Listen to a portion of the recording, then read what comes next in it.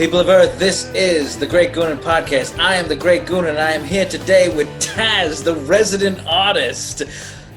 That is what she's called, much like Vlad the Impaler or Ivan the Terrible or Cedric the Entertainer. This is her name. Her middle name is The. Is that correct? Yes, that's right. You don't go by any other name. You don't have another name, do you? Because I don't know you by any other name. Yeah, it's just Tas. Tas, okay. Yeah. All right. Now, that's not short for Tasmanian Devil or something like that? That's right. No, a lot of people, they call me the Tasmanian Devil as well. I like it. Yes. You can call me anything. Now, we know each other because of your association with Governor's Radio and the podcasts that are done there, and you are primarily considered sort of the in-house artist, caricaturist, drawer of things of all kinds, and that's what you do. And you even drew me, and I have two versions. Here's the first version of me. I don't know if you can. Yeah. I think it's I know. dark. Is it coming up dark? I don't know. There we go. All right. It's good. That's one version of me, which you took from a photograph. And then here's the other, which is really what I am deep down inside. That's me in my soul. What would you call yourself? An artist? Yeah, I'd call myself an artist, a cartoonist, stuff like that. Not an animator, because a lot of people, they're, oh, you animate. And I'm like, no, it's different. That's when you make things move. I remember one time I said to you, let's try to do some animation. You're like, I don't do that. I know, I'm sorry. I can't. You were like, that's not me. That's for somebody else. So when did you get into drawing, or was it something you just naturally did, or did you study it? I started naturally just getting into it. During school, there was the teachers would drone on and on about stuff, and just started drawing because I'm just like, I don't care. You did it because you were bored at school. Yeah, but it was also to actually focus on school, which is really weird. Because I couldn't focus on the teacher, and so if I was doing something else, then I could focus on her, which was really weird. And I couldn't understand it, but it worked for me. So I just started drawing, and that's how I started drawing, so I could pay attention to people. I completely understand that. A lot of times when I need to focus on something and I need to really think about it, I sing. Yeah. And it seems like I'm not paying attention, but I'm actually really thinking about it in more depth than I was when I wasn't singing. Yeah, exactly. Yeah. So basically, we've just explained two reasons why we should live alone and why I live alone. But so and then you've always been doing it since then. You never really studied, you just decided to do it. It was a natural thing that you did. Yeah, it's just a fun thing to do. Now, and I like to draw people, so that's that. Right. Now, what is your association with and origin story with Fox News and the people at Fox? Okay, so there was a show called Red Eye, and it was a bunch of you watched it, right? It's the Late Show, the overnight show. Yeah. It's sort of the conservative version of the Bill Maher show. Right, exactly. Yeah. There's a bunch of comedians, a bunch of politicians, all these things. And I got to know them all over the years because it started in 2007. So I was in junior high, and then just watched them. I graduated, and then I was just now I could watch them every night because I don't have a schedule to keep. And then Greg Gutfeld was just I'm out. And then I was just well, okay, cool. And then they were all well, Tom Shillue's going to be the host. And I was just I could actually draw this every day. And I had stopped drawing for a long time. And I just wanted to get back into drawing.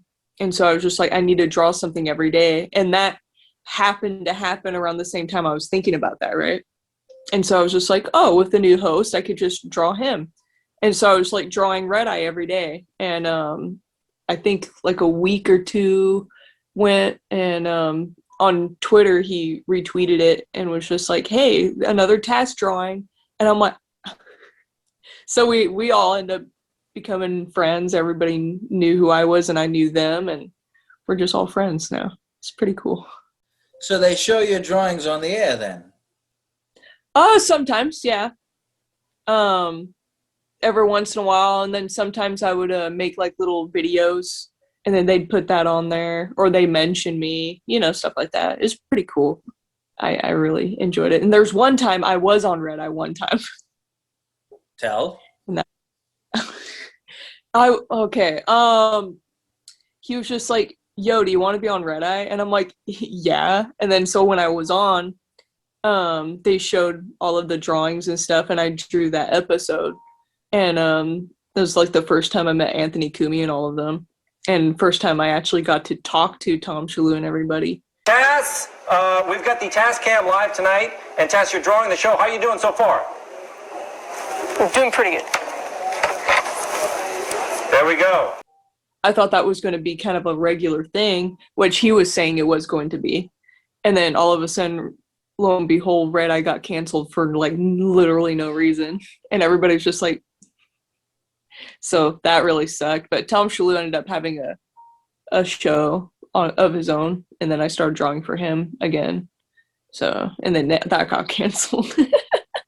So you're bad luck. Well, so yeah, I mean that's the thing. Uh-oh, I got those 2 drawings of you. Sorry, Goon, I should have told you. I don't have long to live now. But what is then your friendship with Anthony Cumia and the Compound Media people? Compound Media people. So I know them through Tom Shillue and Red Eye and all of that. And like me and Anthony Cumia, we went back and forth messaging each other. And so I kind of got to know all of them through messaging and through like Twitter and stuff like that. And they'd see my stuff and I'd see their stuff, and it's just one of those things that we kind of had that. And but then actually getting to meet them and stuff, that was really cool to just hang out with all of them. And I don't know, they're really cool people. Really like them. Let's look at some of the sketches. Anthony, you've been drawn in the past by Tas. Do we see some of Anthony's sketches here? Let's take a look at some Cumia. I'm always angry. Like real life. Were you watching Fox News as a high school student? Yeah, no, that's the thing. I grew up with Fox News because my parents, they used to watch CNN, and then they're just like, I'm getting kind of like, they didn't like what they're, spewing, right? And then they were like, okay, I'm getting kind of tired of this. And then Fox News started up, and then they're just like, so we watched both CNN and Fox News, and it came to be where it was just Fox News. So we were like, we're a Fox News household. And I literally grew up with all of these people. So it's like, it's really cool to get to actually meet all of them. It's really cool. And then when did you get associated with, so let's tell some people who are listening here. So like I said earlier, I know Tas from Governor's Radio, which is a network run, an internet podcast network run by Governor's Comedy Club in Long Island, New York. Governor's is a famous comedy club. And I've been on a lot of those shows all the time, and even was on recently. And that's how I got to know you, through doing those shows. And how did you get involved with Governors? I know Joe DeVito, who was on Red Eye a lot. Do you draw every day? Do you make sure you draw every day? Is it something you do as a discipline? Is it something you're going to do as a profession, or you are doing as a profession now? Yeah, I've been trying. Like here recently, I've been kind of it's been kind of days. So it's just like sometimes I don't draw for a long time, but I don't stress about it now. I used to stress about it then because like it was one of those things that I fell out of, and I was trying to get back. And if I stopped, I would fall out of it again.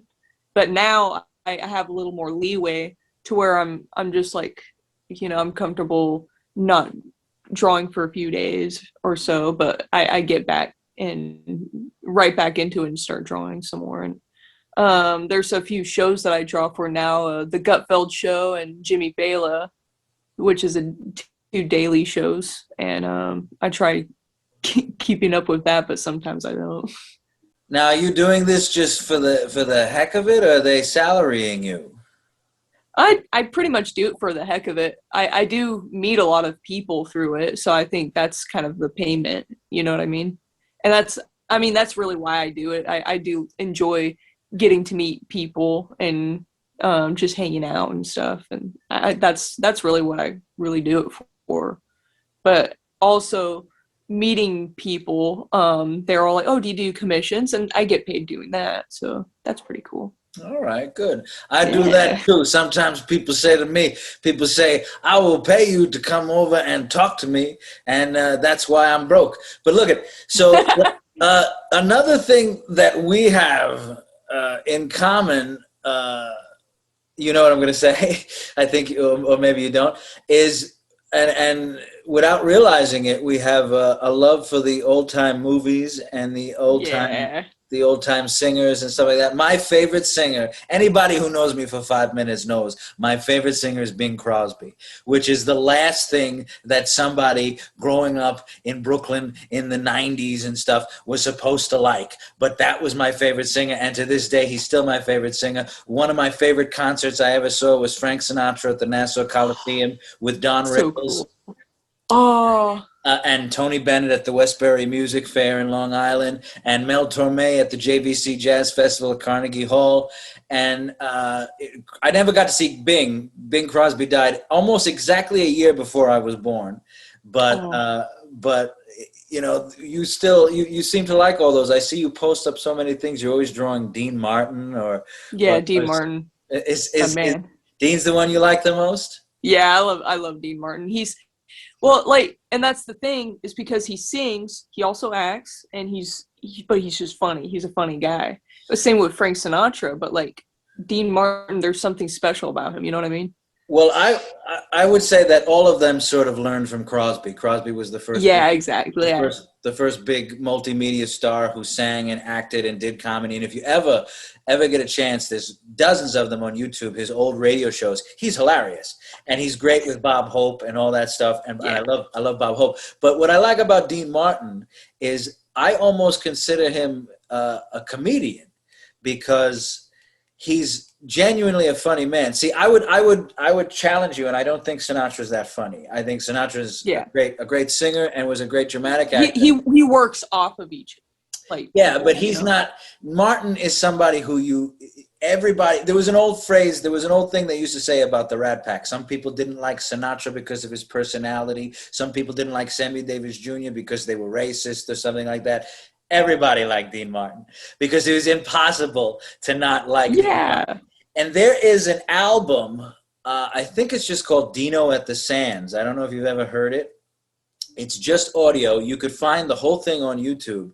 I consider it a comedy album, and one of the best comedy albums I ever heard, because he never really finishes a song. He stops and starts talking and stuff like that. And all those old Rat Pack jokes that he tells, I love it. Like they said, do you have a fairy godmother? No, but we have an uncle we keep an eye on. I love those jokes. Like those are great jokes, you know. And I really consider him a great comedian. Are you a fan of the movie The Cannonball Run?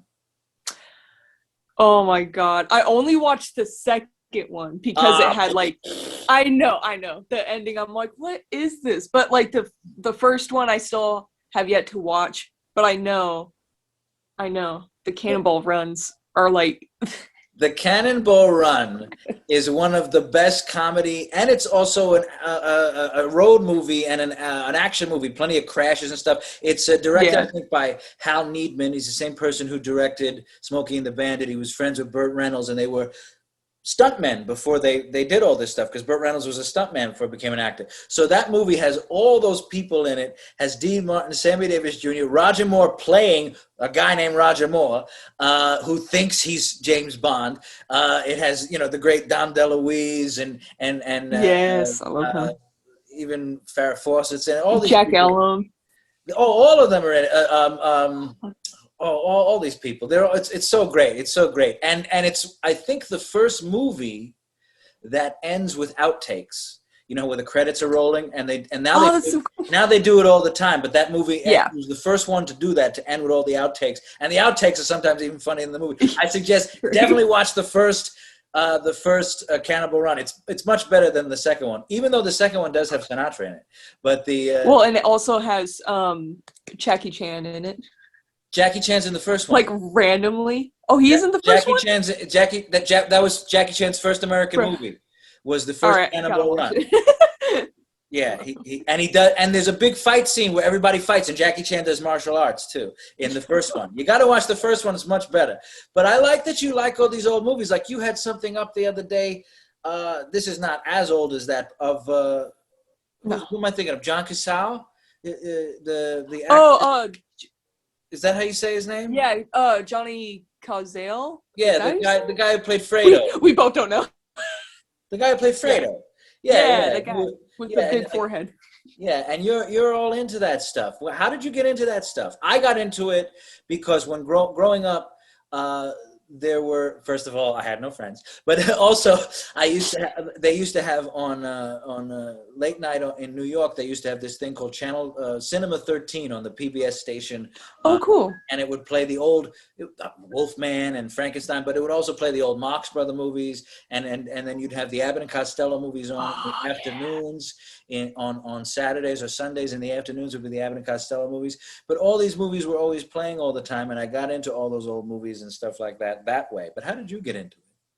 Because you're fairly young. How old are you? You look like you're 12. I am 12. No. You're not 12. If you're 12, I can't do a Zoom with you. I'm going to be arrested. Leave. Please don't say you're 12. No, Oh, please don't be 12. Yeah. I have to think about 27 this year. I'm going to be 27 this year. 27? Jesus Christ. I wish I was still 27. Yeah. Can you guess how old I am? And if you answer, I heard the other day. The interview's over. If you answer incorrectly, the interview's over. No. You look like you're in your 30s. Oh, good. That's good. Now that's good. I'll go for that. You. We're gonna you. We're gonna go with that. We're gonna go with that. Yeah, that's good. I like the way you draw me like I'm young, so that's good. I like Jack Benny. Yeah, Jack Benny at 39. Jack Benny was always 30. So you even know who Jack Benny is? You're not supposed to. Yeah, I love him. Oh my God. Jack Benny. And by the way, Bing Crosby was born in Washington State. Yes, well, that's what I was going to get to. You're in Washington State. Crosby was born in Tacoma, raised in Spokane, went to Gonzaga University. How far are you away from there? 3 hours away. About 3 hours away. Yeah. And yes, Crosby's from Washington State, and one of the only real people from that era of popular music that wasn't a New Yorker or a Jew or Jewish or anything like that. And he's one of the only people of show business of that time that had a college education. Most people were like they went to the third grade, and that was it. Yeah, right. So, which is why he's so good at narration, and he does a lot of narrations and things like that. His elocution is perfect. That's why he was great at lyrics and stuff like that. But so when did you get into Jack Benny? Oh yeah, that's right. Okay, so I grew up. You're still growing up. Give me a break. I know I'm still growing up. I'm still going through puberty. Ugh. Growing pains. Oh God. But my parents, they're older, you know. My dad's gonna be 60 this year. My mom's like, I'm not gonna say how old my mom is. Yeah, don't do that. She's in her 30s like me. Yeah, exactly. Yeah, she's 30. Good. Wow, that would mean she had you when she was 3. God, sorry, Mom. What an amazing woman. That must have hurt. Anyway, yeah, damn. But like, my grandparents are, you know, in their 80s.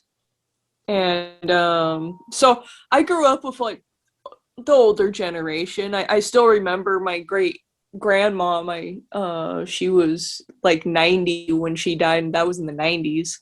So I grew up with a bunch of older folks, and my great aunt's still alive, and she was born in 1917, and so she's like Dean Martin's age, and but like. So how they were raised, they raised my parents the same, and my parents raised us the same way. And so we were raised with stuff that they watched, stuff that they grew up with, stuff that, you know, And the same like respect and all that stuff, privacy. But like we grew up with a bunch of older movies as well, and because if they grew up with it, we kind of grew up with it. You know what I mean? And we all had just one television, so we all ended up watching the same thing. And so, I was 3 years old when The Godfather was on. I'm just like, yeah. Love The Godfather. So are these the things you're just ancillary into, or those are the things you're really into? Like for instance, when I was in high school and into Bing Crosby, it made me weird to people, but I didn't care, But are you? Yeah, exactly. Like you have to like not care. You know what I mean? No, I never cared. No. I was into. Listen, when I was in junior high school, I was into, and I'm still into Jim Henson. So I was making my own puppets and doing all that. That didn't endear me to anybody in junior high school. Then when I was in high school, I was into Bing Crosby and Sinatra and people like that, and that perplexed people until I got into the shows that we did for the auditorium and stuff, and then I became the star of the shows all the time because of my interest in all that. But what I'm saying is, are you also into contemporary things, or you're not?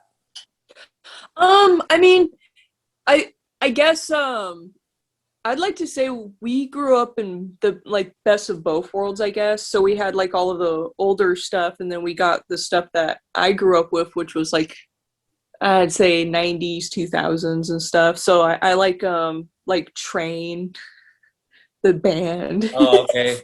Like All American Rejects. Okay. But so I grew up with stuff like that, and so I have like in musically I have like this broad like span of I like 60s and 70s the most, but I do like the Dean Martins and Bing Crosby's and all that. And Nat King Cole is actually one of my favorite singers of all time because of like how smooth he sounds.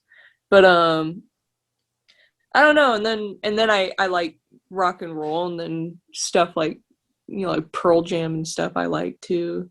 Okay. So I guess I have like this huge span of time that I'm just kind of like into, but I do like the older stuff. It's just the best. And that's what you tend to draw mostly. I mean, other than you draw a lot of the Fox people and stuff like that. Yeah. You also, and sometimes you draw me, but you also tend to draw a lot. I see you a lot of times, like particularly Dean Martin is the one that you seem to be obsessed about drawing about. What's your favorite Dean Martin song? Ooh, I don't know. No.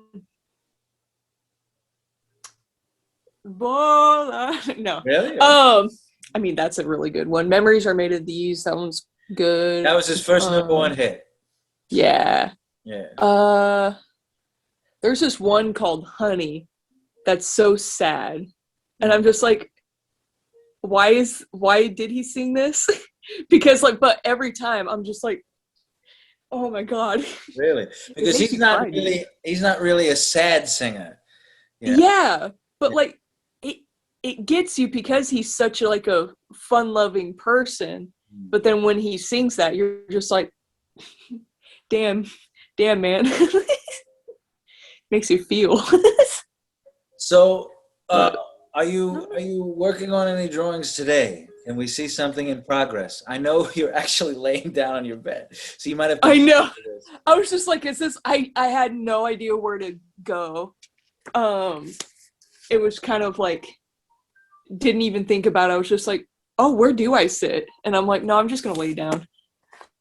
I have this that I posted earlier. Can you see it? Yeah. Yeah. It's on pencil right now, but I'm going to ink it soon. So that's Bon Scott from AC/DC, and that's Roy Orbison. Okay. And that's me. And that's you. You always you like to put yourself in things. So you're always grabbing people like a monkey. Yeah. Which is funny. A lot of people think that's weird, but I'm actually really touchy-feely. But I don't know why everybody thinks that's really weird though.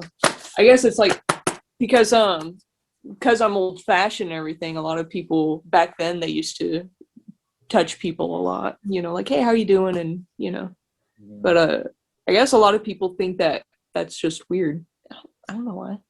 I don't know. Where do we check out your stuff? You could look me up at Tas TheResidentartist or Tas TheR_A, but it's mainly just Tas TheResidentartist. All one word or like separate words. It doesn't matter. Where? But look you up where? Twitter? Oh, it's anywhere. Yeah, Twitter, Google, Facebook, Instagram. What else do I have? YouTube. I have a YouTube, Twitch. You have drawn Crosby, but if you could do a new one of Bing, maybe Bing and Bob would be great. If you could. I have to, because I haven't drawn Bing Crosby much. I love him. I just haven't drawn him much. Same with Bob Hope. I call him the Hope Slip because he has like that nose, right? Yeah, well, that's what he used to. They used to kid each other all the time on the radio. Yeah. In the movies, Crosby would call him Ski Nose, and Hope would make fun of his ears and said that because Crosby had big ears, he said he looked like a taxi with both doors open, and they would joke. So, Yeah. Are you a fan of the road movies? I actually haven't seen any of them, but I do own like a bunch of them. You probably should press play one day. Yeah, no. It'll probably work. I've seen like stuff on like YouTube, but that's about it. Like, Okay, I'm going to send you. I love Bob Hope. I'm going to say, yeah, Bob Hope is actually. I try to argue with comedians sometimes, and I tell them Bob Hope's better than Richard Pryor, and they go, "What?" Because you're not allowed to say that. And I go, "Yes, he is. He is. He really is. He is." I said, because Richard Pryor, you have to know all this stuff about him because it's all about Bob Hope. You don't have to know anything about him, and he's just funny and you don't know anything about him, and he's funny even when his jokes are bad, you know. Right? He does that thing where he'll tell a joke and then he'll kind of look worried. It's so great. Yeah, it's so great. It's so great. And he used to do jokes. His political jokes were not really political jokes. They don't really like in the first road movie. They're fishing and they get a swordfish and the swordfish is tugging and Crosby goes, he won't let go. He goes, oh, a Republican. I don't know what that means, but it's a funny joke anyway. You know. Yeah, you're just like. Yeah, I appreciate it. And he does the same thing in another road movie where his Aunt Lucy is dead. He goes, and she comes back as a ghost. He goes, no. When she's dead, when people are dead, they're dead. And he goes to Crosby, not Aunt Lucy. She was a Republican. I don't know what that means, but it's a funny joke, you know. Anyway, so then we're definitely going to check out your stuff, and I'm going to draw right now. Oh, dude, I'm going to draw too. I have to draw with pencil now because for some reason I keep messing up. I'm drawing too. You're not the only one who draws, you know. Okay. Come on, dude. I'm going to draw former President Rutherford B. Hayes. Here we go. Oh, I love him. This is Rutherford B. Hayes. Dude, do you like Calvin Coolidge? What an awesome dude. Sure, Calvin Coolidge, but I like Rutherford B. Hayes because, you know, he was caught in bed with a guy and a girl. So, like what I always said is true. Rutherford B. Hayes goes both ways. Here we go. This is Rutherford B. Hayes. Here he is. Damn. Yeah. I'm very good at drawing Rutherford B. Hayes. His biographer wanted me to do the illustrations. Clearly Rutherford B. Hayes. Oh, yeah. I'm Rutherford B. Hayes. So there he is. Looks just like him as far as I'm concerned. Beautiful. Are you beautiful? Finished? I was finished already. God. You're too fast for me. And left-handed. So, ha. That's the thing. I used to be left-handed. You really used to be left-handed? Why? You went to Catholic school? Yeah, My mother was left-handed, and they wouldn't let her. They said the left hand was the devil, and they made her write. I know, it's the weirdest stuff. My dad had the same problem because he was left-handed in the South, and they used to slap his hand. And then my grandpa came in and was just like, "You will allow him to be left-handed." And they were like, "Oh, okay." And so he was left-handed. But for me, for some reason, I was just like, "I'm tired of being left-handed," and so I don't know why. When was that? I don't know, like 6th grade. It was just a random time. It's 6th grade, you changed which hand you write with? Yeah. It was random. I'm just like, I still remembered being left-handed. Well, of course. And then I'm just like, but can you switch? Or are you not No. able to anymore? well, I mean, kinda. I can't really write and draw anymore with the left hand, but like everything else I could do left-handed. Really weird. But writing and drawing, it's like it's stagnant, you know, it's how it used to be, and it wasn't very good. What are you drawing? Used to have I am drawing you, attempting. But ooh. But yeah, it's not doing it. The hair, though. Oh wait, The hair looks great. oh, you're making me into Jim Henson. The hair's good. Yeah, the hair's good. Good. Yeah. All right. Almost there. I like the hair so far, so. Okay. Hold up. Make a face. Like pose. Ooh. Okay, screenshotted it. I'll draw that. Maybe you shouldn't do the small eyes. Maybe I should have. Okay. That's right. Got it. Oh, the handsomeness is just dripping. I really like the way you did the last. Oh. The first one you did of me, you did with based on a photo of me, but then the next one you did was sort of like Yeah. a caricature of me, which sort of looks like me more like right now. Like this looks like me more like right now. And you got the cigar because I'm always smoking cigars. And Yeah. this one was based on a photo of me, and that's why it probably looks even more like me.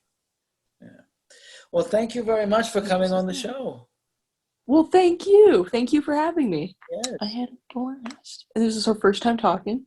This is our first time talking, and when I see you, I expect you to jump on me like a monkey, and then I'll be me too'd. But all right, you know. I know. Bound to be canceled. Please anyway. don't me too me. Yeah, don't me 2 or me 3 or me 4. All right, ladies and gentlemen, we've said it all. This has been the Great Goonan Podcast with Tas the Resident Artist. I am the Great Goonan. Keep drawing. Art is better than life. Peace.